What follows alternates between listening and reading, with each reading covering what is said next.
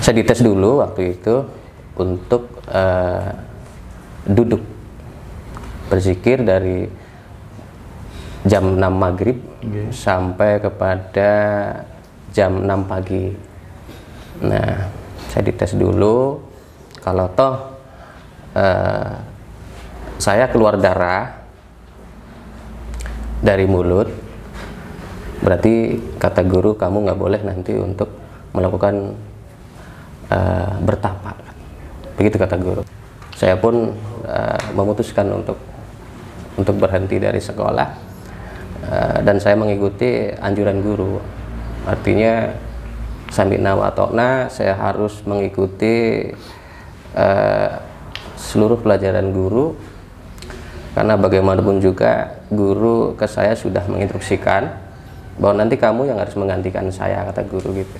Jadi saya harus melakukan perjalanan spiritual yang pernah dilakukan oleh guru itu gitu.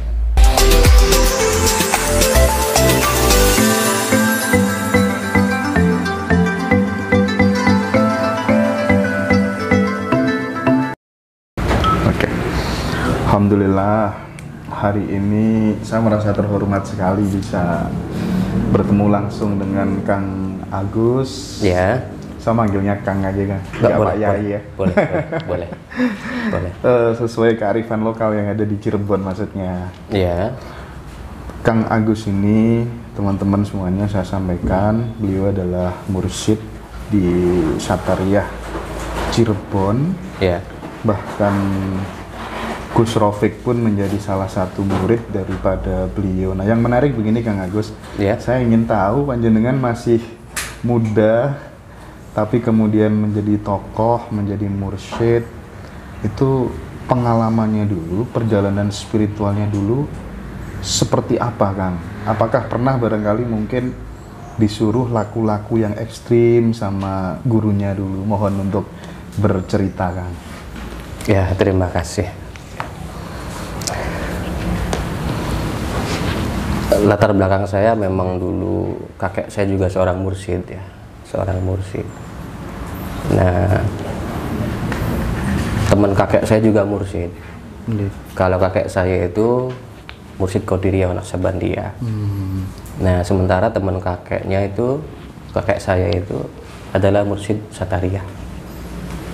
Nah,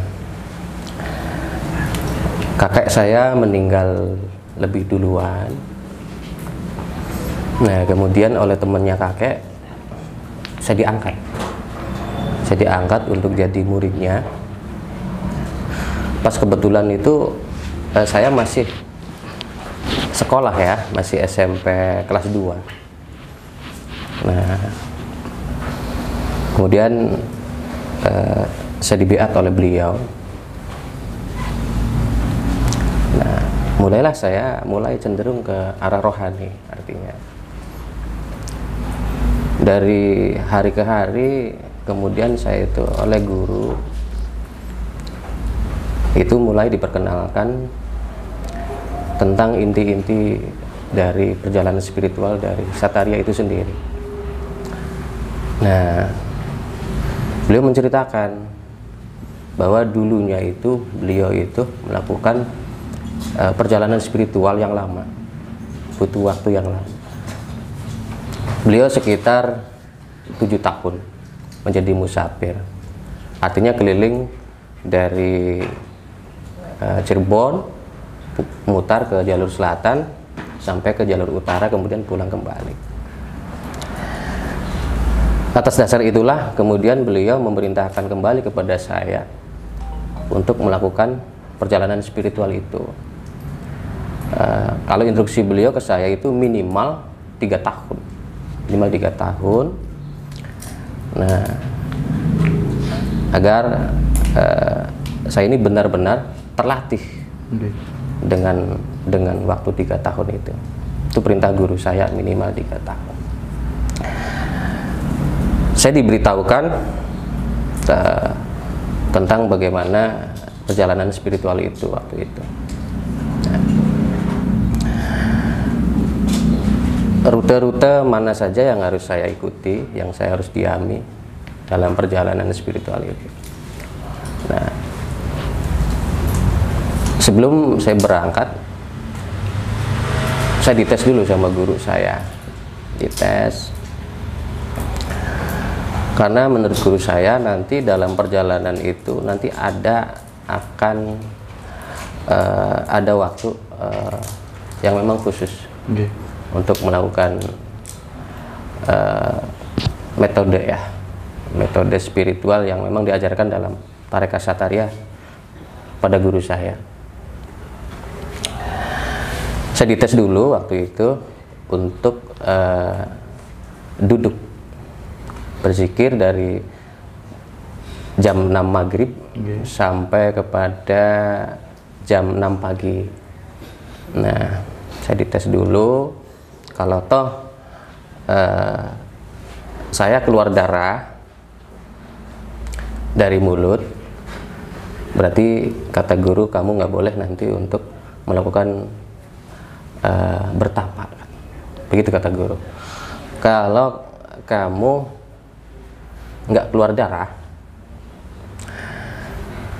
itu boleh nanti kamu melakukan tapa. Nah, saya dites berulang-ulang kali dan alhamdulillah dari pengulangan-ulangan itu saya nggak keluar darah. Nah, kenapa keluar darah? Karena memang ada pembekuan darah yang bisa saja mengakibatkan kita keluar darah kental ya. Nah, alhamdulillah setelah saya dibekali dengan pengetahuan, baru saya diizinkan oleh guru untuk melakukan perjalanan spiritual itu. Saya pun meminta izin kepada orang tua. Kebetulan ya punten-puntennya karena saya lebih condong ke arah rohani, jadi sekolah saya tinggalkan. Kelas berapa itu, Kang? Kelas 2 SMP. Kelas 2 SMP. Kelas 2 SMP. Padahal waktu itu mau tes terakhir gitu ya. Tes terakhir. Ya sudahlah, karena saya lebih condong ke arah itu. Saya pun memutuskan untuk berhenti dari sekolah. Dan saya mengikuti anjuran guru. Artinya Sami'na wa Atokna, saya harus mengikuti seluruh pelajaran guru, karena bagaimanapun juga guru ke saya sudah menginstruksikan bahwa nanti kamu yang harus menggantikan saya, kata guru gitu. Jadi saya harus melakukan perjalanan spiritual yang pernah dilakukan oleh guru itu gitu. Alhamdulillah setelah saya dapat izin dari orang tua, ya walaupun orang tua sedikit berat lah katakanlah, yang orang namanya mengizinkan anaknya untuk keluar rumah ya. Betul. Nah, kebetulan saya itu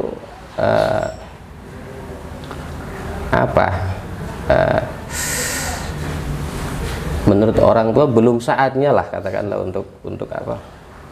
Untuk menempuh perjalanan seperti itu ya. Tapi begitulah.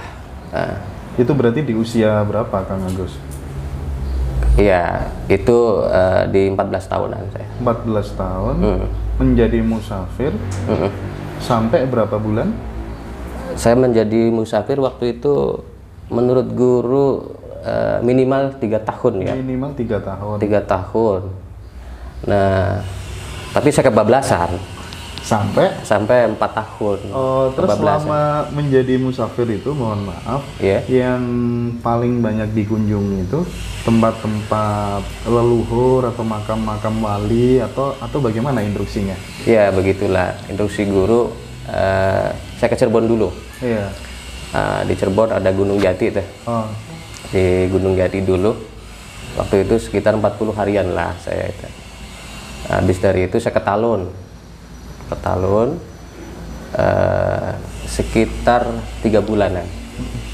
Nah, baru itu saya ke Waduk Dharma Kuningan ya. Waduk Dharma Kuningan. Saya nggak ngitung waktu itu berapa harinya di situ. Iya. Di pinggir Waduk Dharma saja saya di situ. Ya banyaklah penduduk di sana yang kalau kata orang saya sih ya, ngasih makan, ngasih minum, ngasih selimut. Ya di pinggir danau, anginnya gede mas, anginnya gede. Tapi saya bertahan di situ, terus mengolah rohani ya sebisa saya, menuruti apa yang memang guru perintahkan ke saya. Selanjutnya saya ke sana ke arah Tasik ya, ke arah Tasik, dan alhamdulillah saya sampai di tempat guru saya, guru-guru. Ada Syekh Muhyi Pamijahan ya, Syekh Abdul Muhyi. Beliau seorang guru besar thariqat yang memang mengajarkan Sataria di tanah Jawa.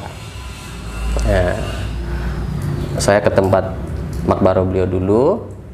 Selang beberapa hari saya ke guanya, ke Gua Saparwadi ya, Gua Saparwadi. Saya masuk ke dalamnya karena dulu saya diperintah oleh guru untuk berdiam diri sedikit lama di di gua itu.